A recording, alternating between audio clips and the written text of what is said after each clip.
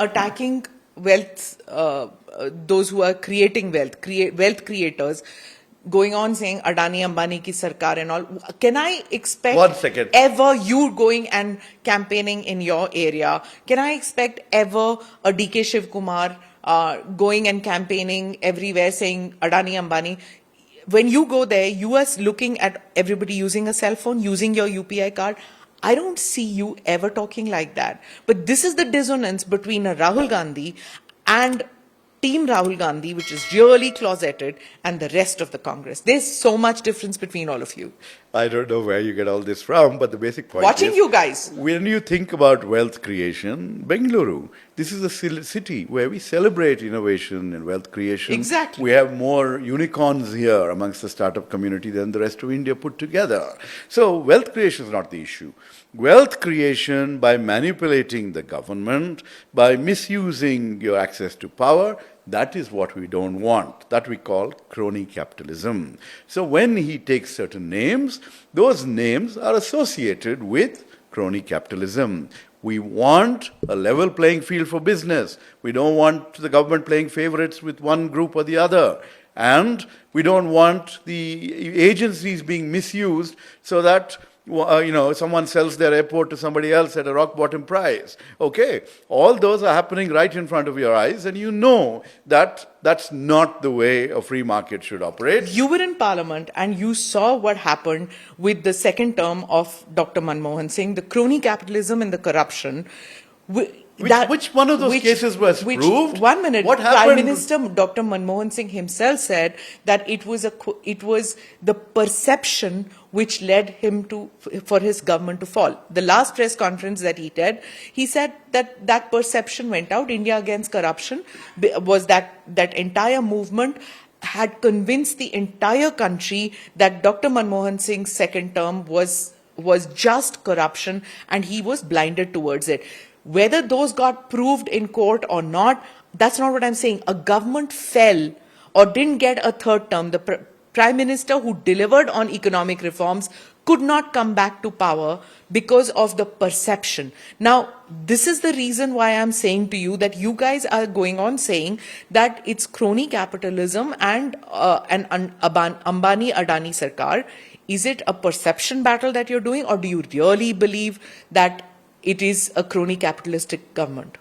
See, if you look at who has benefited under this government for reasons other than pure market capabilities, that I think would answer your question, right? The crony capitalists have done very well, and essentially they've been keeping the government going, the ruling party going through electoral bonds, through measures which have kept that corruption opaque from the rest of us. We've not been able to see it. Thank God for the Supreme Court ruling that these electoral bonds are unconstitutional, etc. See, I stood up in Parliament when they were introduced and told the finance minister, I said, you can't do this. When was this? This was whenever they were introduced, 2017 or so, I think. Okay. Yeah. And we can look up the exact date. See, I have a long track record of working on electoral reform. The costs of democracy need to be addressed, up front, rather than, we live in a... So what's the solution? Because you are the think tank person. So tell me, what is the solution? Bags of cash is not the solution. Bags of cash is not the solution. I've suggested solutions like a national election fund, okay, which, one part of it should go to political parties based on their historic performance. So from the taxpayers' money? You know what, Smita, if you think about it, we all want a secure nation. If you ask people how much are you willing to contribute for the defense forces, some will contribute, others will free ride. They'll say, no, ask Smita, she runs a big company, she'll give, right?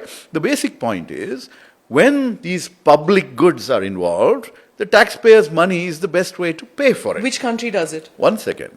Oh, the US does it. It has matching funds for presidential campaigns, etc. If another country doesn't do it, doesn't mean we can't. Okay. Let me tell you how we can go about it. Okay. Yeah. We should have a little more confidence in our country and our capability of being upfront on reform. Okay. Anyway, the basic point is, what is the situation? We are facing a situation where, we are we are not just the world's largest democracy, we're the world's largest hypocrisy.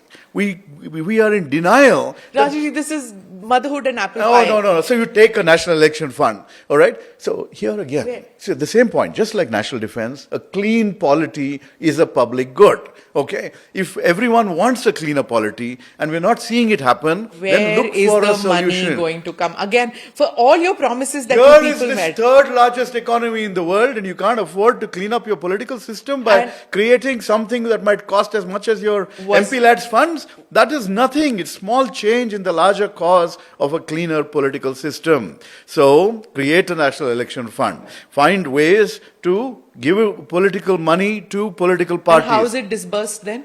Yeah, let's figure out a way. The point is, I don't have every solution figured out. I'm trying to work things out. You can create a fund which also provides matching funds to people who raise small contribution money from large numbers of people. These are all possibilities. Let's explore them. Click here to watch the full episode.